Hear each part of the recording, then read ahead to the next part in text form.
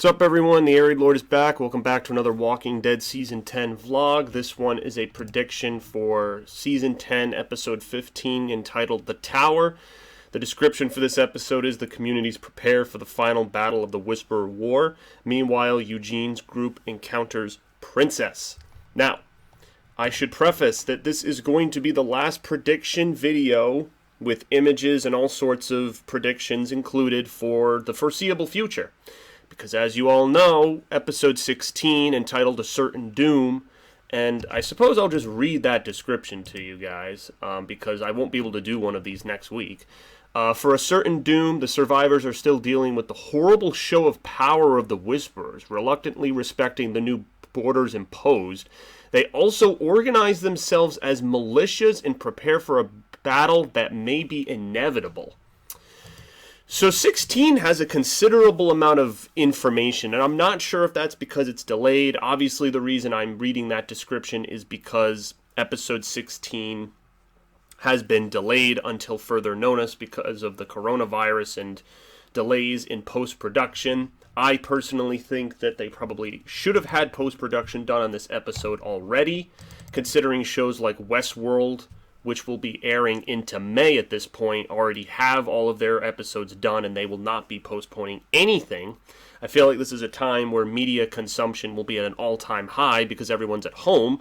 So not having the finale right now, I feel like, is a big mistake, but we'll see if AMC's strategy, especially because we were supposed to, in one night, have the Walking Dead Season 10 finale and the premiere of World Beyond in one single night.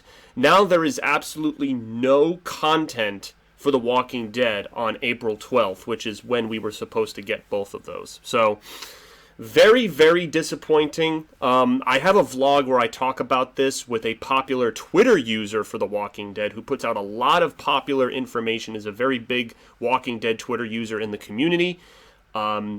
His name's Jeff, Walking Dead World. I will promote that video by putting a link in the description here. It's already on my YouTube channel. A lot of people seem to like the co-op style vlog. Now that there's going to be such a lull in Walking Dead content for the foreseeable future, I think vlogs like that are going to become commonplace for my channel moving forward, but that's a discussion for another day. Right now, let's jump into some of the photos and stuff we've been given so far for episode 15. So, very, very interesting, and I commented on this after, because this was the preview that aired after episode 14 concluded. So this is really, really interesting, and I'm not really sure what the strategy here is, and this is the first thing I kind of want you guys to give me your opinion on. So we've got Beta, and first thing, I did not notice that the other half of his mask, where he ripped off the part that was broken, and he put another half on, it's actually Alpha's face. I didn't realize that when I was doing my reaction for episode 14, that he took half of Alpha's face from her zombified head and put it on his face. Ironically, the name of his album, when he used to be a popular country singer, was named Half Moon, and now he's almost like Harvey Two-Face from Arkham Knight, where he has half of his identity basically encapsulating the entire leadership of the Whisperers in one fell swoop. So this is another example of his character being so much more fulfilling than the comic counterpart. They never did this half and half thing with his mask, and you also found his identity when he died. So in the comics, it's Aaron and Jesus who kill him, and then they take his mask off and they find out that he was like a famous actor. And it just doesn't have the effect. And it's funny because in Talking Dead, and last night's Talking Dead of episode 14, Ryan Hurst, who plays him, said that he felt that leaving that revelation until the moment of the character's demise just felt like it was in the wrong spot. And again, this is I once again hammer in the nail that I believe this is how Kirkman failed and had terrible writing for the Whisperers as a whole. And I know that's a bit harsh, but I think he did an awful job with both of the villains and the Whisperers just as a group. It was more of a catalyst to kill a major character and send the main character, which Rick is still in the comics, into a certain direction with his character development. That was really all the Whisperers served. Nothing like, because I believe that Negan was handled fine in the comics. Although the decision to save him didn't make much sense because you didn't have the whole Carl angle in the comics as you did in the show. But still, I think Negan was done right, but the Whisperers, really bad, and the show has been kicking it up a notch, and I'm so happy. And I've said this in many vlogs, that I think Angela Kang and the crew have done an amazing job with the Whisperers. And even though Alpha's dead, they're still a huge threat. And we can see this here. So why do you think the survivors abandoned Alexandria? Because there are literally hundreds, if not thousands, of walkers in this one shot. We see Beta and a few of the other Whisperers on top of the windmill assessing the community and looking for survivors.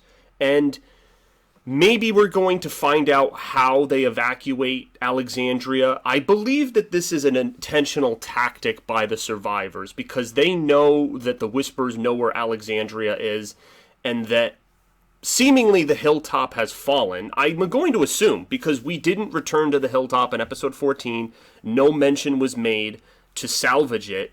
And now, and I had said this in my episode 14 vlog, do you think, and this could be a larger vlog discussion for another day, do you think Alexandria is now lost cause? Because we have so many freaking walkers, and it felt like the last time this happened was No Way Out back in season 6, but that was a manageable situation in which you had everybody just fighting the dead. There was no enemy living amongst the dead.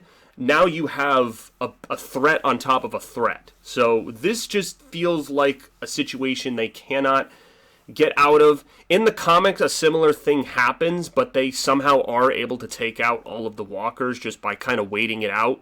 And then assistance from another community, which actually is not even in the show. It's the Saviors under different leadership. The Sanctuary is still up and running, and they come in and help take out the remaining walkers that the Whisperers had hoarded into Alexandria, but they want stuff in return. That's a side arc that's not going to be in the comics, or sorry, not going to be in the show, because the Sanctuary it doesn't exist. The Saviors don't exist. With the death of Laura, Negan is pretty much the only last remaining Savior that we have. He's the only vestige of that whole organization, because every named savior or major savior is dead. I mean, maybe there are some random citizens and people who were working in the Sanctuary and were part of the Saviors who are now integrated, no-name characters we don't know about, but for all intents and purposes, Negan is the last savior, and yeah, that whole comic storyline will not be playing out in the show. But tell me, you guys, what you think about this giant horde. Is Alexandria a goner? Is this part of a bigger plan? I have to assume this is part of a bigger plan because there's no battle. Like, unlike Hilltop, they made a conceded effort to repel the invasion of the walkers at Hilltop. Daryl with his Morning Star, they had the trenches, Eugene had the electricity wires. They made a huge effort to stop the Whisperers in their tracks. But here, it seems like they just jumped to this. The first scene out of the gate is walkers swarmed into Alexandria. And I was kind of surprised that A, they would spoil this in a preview clip, and B, that the survivors would allow this, unless there was some bigger plan at stake. And there are some other images that lead you to believe that's the case. So, all we have is just a few shots of the Whisperer leadership, and they actually say to each other, where are they? Like, you know, we can't find anybody. Like, what's going on?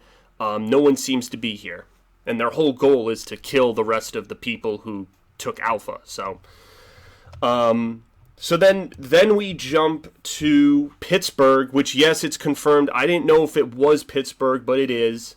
With Princess, the newest character we've encountered with her LMG, her pink jacket. This was the image. Now, I had mentioned this. I don't know how many of you guys had heard this in one of my vlogs, but when I went to Walker Stalker Con, which doesn't exist anymore because of terrible leadership and ownership, but that's a discussion for another day.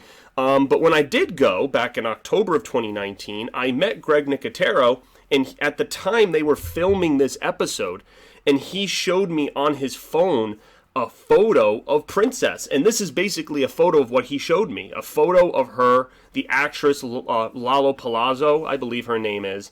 And, or I think it's Pola Lazo, or I believe.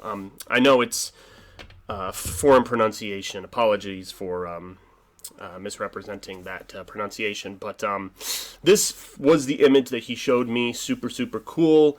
And you know what? I'm going to say that I usually try to avoid the opening minutes because certain YouTube channels immediately upload the opening minutes of the coming episode, and the opening minutes of episode 15 are on YouTube. I did sneak a peek, and it's basically a monologue and a discussion between Ezekiel, Yumiko, and Eugene with Princess. And I gotta tell you, this actress nails this character. When I read Princess in the comics, I knew she was an eccentric, kind of quirky, weird character that doesn't, for how much time has passed in the apocalypse, she doesn't seem to fit, but I just love her delivery. And you know, it's such a different tone, because with the Whisperers, we're used to this dark, creepy vibe that does feel very Walker-esque.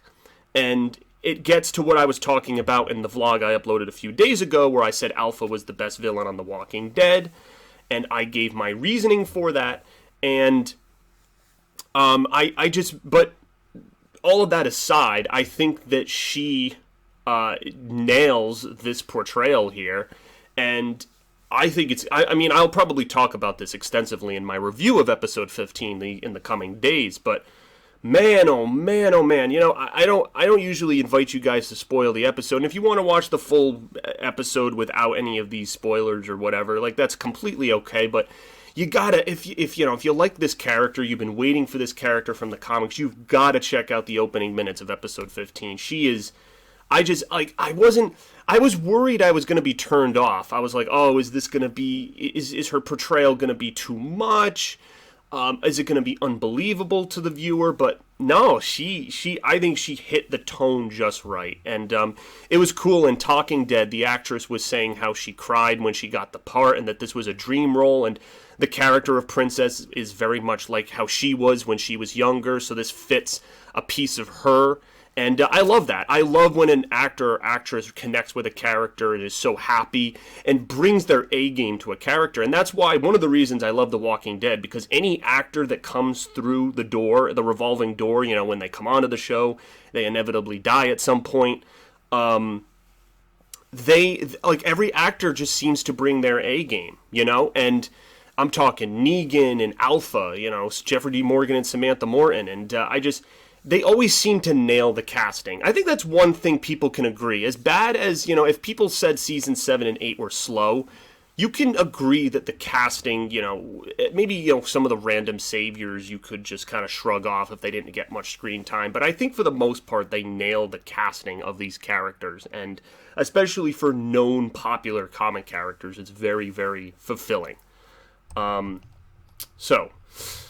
Moving quite along with that, we then get a shot of Big Bad Beta with his Horde. We saw him gathering walkers with his music, now that we know he's a famous country singer. And the Horde it's, you know, as if the Horde needed to get bigger. You know, you got the Horde itself, and then you've got the walkers he collected at that bar. So they're just giving us the impression that there's so many freaking walkers that he's gathered, and that this is really a fight that the survivors can't win. And then we have this shot in the clearing here to give us a sense of just how big this Horde is. And I wonder what the strategy here is. Now, there's a few spoilers from the comics from the Whisperer War. I won't mention them. Some strategies. Although Daryl has already utilized one of the strategies when he was going to rescue Henry in episode 12 of season 9, right before Alpha was telling Lydia to kill Henry. Daryl put on a Whisperer mask with Connie and used it to infiltrate the camp. And so it's a similar strategy in the comics that a different character uses to manipulate the walkers, you know, basically using their own strategy against them, which I think would be helpful with how many walkers are are clustered in this super horde, I think it would really, really be beneficial. Let's see, moving on, we have Judith. I've seen a lot of images of Judith for the predictions here. There's images of her talking with Daryl, saying that she wants to be just as brave. Who knows if that's going to be possible, given the situation that they're in. We have a shot of Aaron and Alden in the woods. There's separate images with them, which I'll discuss in a little bit. And then we have this very, very, very brief shot of Lydia and Negan. And obviously, we have to deal with the fact that Negan killed Lydia's mom. Now, to me, I'm a little frustrated because in my mind, I'm like, come on, Lydia, your mom was a psychopath. Can you please just, like, I understand that it's her mom and nothing can change that, but I hope Negan's like, hey, little girl, your mom was on her way to kill you. So, if I hadn't done what I did, you'd probably be dead right now. So, I hope that he can use his silver tongue just like he did last episode when Daryl didn't believe him about killing Alpha. I hope he could do the same thing to kind of make Lydia understand why he had to do what he did. So, yeah, I hope that we can all come to an understanding. I don't know what Lydia's character is going to entail now that her mother is dead, because in the comics she had a relationship with Carl. Her love interest died last season, and then it was really the dynamic between her and the Whisperers and Alpha that was kind of keeping her character tethered. How people saw her in Alexandria, that was another thing, but now it seems like the communities trust her, and her mother is dead, so two main plot points for her are kind of going away, so they're going to have to change things up with her, so I'll be interested to see how they make that transition. One of them will start with Negan in his confession. This is a little interesting image here. So Princess, it seems like Princess goes along with Eugene, Ezekiel, and Yumiko, probably to help on their journey for the radio contact. It's interesting. It looks like they're almost in a minefield here because they're walking on this like muddy earth, and then all of a sudden there's like a grenade or a mine that just like explodes. So I don't know if someone put traps here. I don't know if it is the Commonwealth, if we're still going to assume that's who Eugene is going to meet. I don't know if they put traps here to cover their advance or what's going on. Maybe Princess put those there when she was in and around the Pittsburgh area. But she is going with them, so this episode will probably be a combination of Eugene moving closer to his goal, which I'm assuming he'll reach that goal in the finale, episode 16, whenever the heck we get to that point. But then also we're going to get a huge expansion. This is basically like a Princess highlight episode, but I think they have to have a fine balance between that and the huge Whisperer conflict that we got going on, because there's a lot at stake there. I know that it's different forms of stakes, you know. Prime rib steak, no. But like the stakes for Eugene is finding a potential ally in a huge community, and then for the other survivors, it's basically life or death and trying to assure that their way of life and their homes don't get completely eviscerated by these crazy Whisperers. So, two very hot plot points. And some of the other images here are of Princess with the group, and some close-up shots that are additional to what we already have, which is really, really, really, really, really cool. Another image, Lydia with the dog. Yes, people were wondering, where is Dog? Daryl's trusty companion. And he is back. Dog is back. They could not leave Dog out for long. I think there were a lot of heated character moments in which his character as an animal was just not needed. He needed to be kind of safe from harm, so they kept him out, and now he's back. Prayers for Dog. I really hope. That'd be such a dick move to kill Dog. It just really, really would. And then we got one more interesting preview clip here in which Alden and Aaron are inside the windmill when the Whisperers and their horde are in Alexandria. So the first image that I was showing you guys, if you zoom up, you will see Alden and Aaron in the windmill. And I don't know what their plan is, because obviously this tells me that everyone probably evacuated. They were expecting this move. I don't know what the counter move is. I don't know if they're just trying to take out Big Bad Beta, or if they have some other strategy to blow up the walkers, maybe trap the walkers, maybe lead all of the walkers into Alexandria and then like lock the gates and trap all of them inside so like they can't use the Horde. Like, whatever the strategy is, they kind of like last season when they were in that apartment building and the walkers couldn't climb up the stairs. Choke points. You know, you got to use choke points to your advantage and get creative. Let me know two things. So, what do you think Aaron and Alden's strategy is, staying behind? Because we know they make it out, unless that's an earlier clip, because we had the image from before where they're in the woods.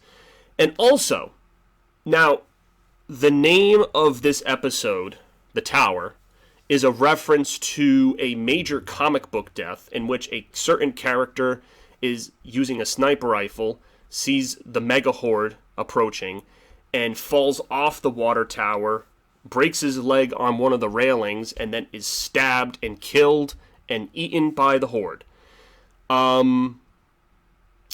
Do you think the comic... Well, because I assume that the show will follow and use this death. It's an iconic death. Basically, whenever the comic has... when I say iconic, I mean like someone getting their head chopped off with the katana at the prison, someone getting Lucille, getting their head bashed in. Iconic deaths. You know, the deaths that, where a major character dies or it's done in a unique fashion that we all remember it. There's two of these coming up, actually, for A Certain Doom and The Tower. Both of these episodes are named after comic issues in which big deaths occur. A Certain Doom deals with a major character death, and then The Tower is more of a minorish one. So, if they're going to go with the Tower death, we'll discuss A Certain Doom later. I'm probably still going to do predictions for that episode, depending if we get a predictions clip for episode 16. I'll discuss that later. But do you think they will do the Tower death? And if so, whom will suffer the fate? Some people, I've seen a lot of buzz about it possibly being Alden, maybe Aaron. I think Aaron would be a mistake. I think Alden makes sense. Bit of a spoiler right here for the comics. It is Gabriel. Yes, Father freaking Gabriel himself, who suffers the Tower death in the comics. So, do you think they will also have Father Gabriel die, or will it be a different character? Alden, I think, is important enough where if he was to die in the Tower death, it would make sense. You know, it would make sense. Now, in the comics, again, it's a little lame because the character just freaks out and loses his footing and then falls off the tower. If they hadn't freaked out and fell, they could have stayed on the tower because the walkers obviously can't climb up the ladder, and the only people that can climb up the ladder are Whisperers, in which he could have just shot them as they came up the ladder. So if that character, wasn't such a buffoon, or if Kirkman didn't have what a coincidence happenstance writing, that wouldn't have happened. So again, Angela Kang, if you can wave your magic wand and make sensible material come before our eyes, this Tower death, I hope, can make a little more sense than it did in the comics. Because as we know, one of the great things about the show is that it kind of fixes some of the things that Kirkman either left vague or they only worked in a comic format. And so we have to approach it in a different way. So, will there be a Tower death? Do you think it's Alden? Aaron? Are they going to stick with Father Gabriel or a different character? And where do you think this episode leaves off? Because the director of this episode went on Twitter and said that this episode can function like a finale. And that there is this lingering, like a little bit of completion, but also a lingering aftertaste in which you will want more. So, there's that. And then a lot more questions. When this episode airs Sunday night, I'm assuming they're going to have the Talking Dead Home Edition, one final Talking Dead Home Edition for episode 15. And they might have, I'm hoping AMC has a statement or some ballpark estimate as to when the next episode is going to air. Do you guys think that'll happen? I don't know. I feel like AMC is going to keep it close to the chest. They got to give people some ballpark. I know that the virus is making every aspect of our lives unpredictable right now, but I've got to believe that they would give us some indication that, all right, the end of summer, the middle of summer, early fall. Like, please just give us a ballpark estimate, because this episode is basically complete. I mean, season 11 pre-production, you can't really do it because you got to have people congregate and film, and right now we're social, getting away from each other, social distancing. I get that part, but if you could just get the post-production on 16 done, because they're just going to hold this over our head, tantalizing us with like a carrot for a dog, and I'm just worried they're going to milk it, because AMC's worried that there's not going to be a lot of Walking Dead content. And I said this in the vlog that I made with the Twitter user. I highly suggest, if you want my full thoughts, to go watch that. But I'm just worried that AMC is milking this a little bit. And I really, really hope that they don't milk it, because there's such a lack in Walking Dead content, and they're trying to make up for that fact. So hopefully that doesn't happen, and hopefully we can have this finale at some sort of reasonable date, and I can give you guys my review and I'm going to still probably do a prediction if we get so there's a bunch of contingencies. Will we get a preview clip for episode 16? Like, will we get that 30-second, the opening minutes? Like, what content's going to be available? Will Talking Dead have a preview clip on their episode?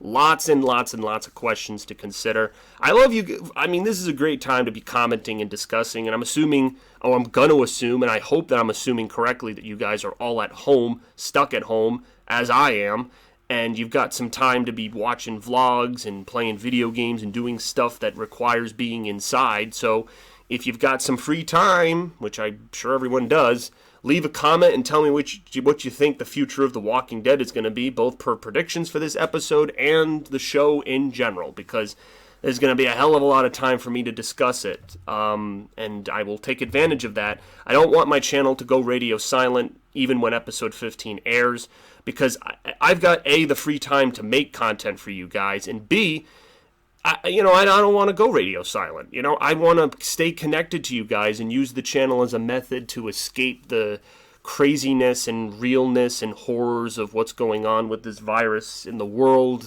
and just how scary it is, and I really want to use the channel as a means to avoid that. So hopefully everything can go back to normal at some point, and we can go on living our lives as we were before, and The Walking Dead can continue its role, because it was on a roll. It had so many things planned. It had Walking Dead World. It had, even though I don't like it, Fear the Walking Dead Season 6. I mean, 2020, and the Twitter user I did the co-op vlog mentioned the same thing. 2020 was supposed to be like the biggest year for The Walking Dead. Now it's just postponement after postponement, and obviously we all know why. So, with that said, I hope you guys enjoyed. Thank you for watching, and as always, comment, rate, subscribe, and all being well, I'll be here for this coming weekend for the episode 15 reaction, and we'll take things from there. So, thanks guys. See you later.